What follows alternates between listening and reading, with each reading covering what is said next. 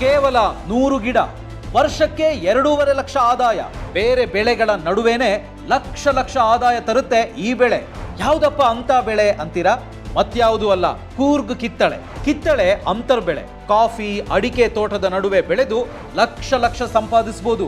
ಕೂರ್ಗ್ ಕಿತ್ತಳೆ ಅಂದ್ರೆ ಬರೀ ಕೂರ್ಗ್ನಲ್ಲಿ ಮಾತ್ರ ಬೆಳಿಬೇಕು ಅಂತೇನು ಇಲ್ಲ, ಎಲ್ಲಾ ಕಡೆನೂ ಬೆಳಿಬಹುದು.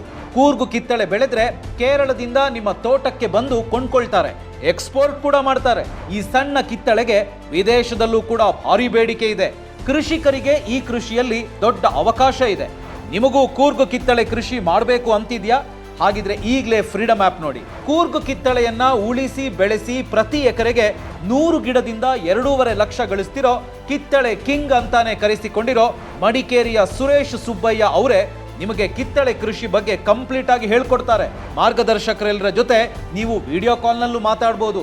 ಕಿತ್ತಳೆ ಕೃಷಿ ಬಗ್ಗೆ ಮಾತ್ರ ಅಲ್ಲ, 1200 ಲೈಫ್ ಚೇಂಜಿಂಗ್ ಅವಕಾಶಗಳಿಗಾಗಿ 1 ಕೋಟಿಗೂ ಹೆಚ್ಚು ಜನ ಬಳಸ್ತಿರೋ ಭಾರತದ number 1 livelihood platform freedom app ಅನ್ನ ಈಗಲೇ ಡೌನ್ಲೋಡ್ ಮಾಡಿ.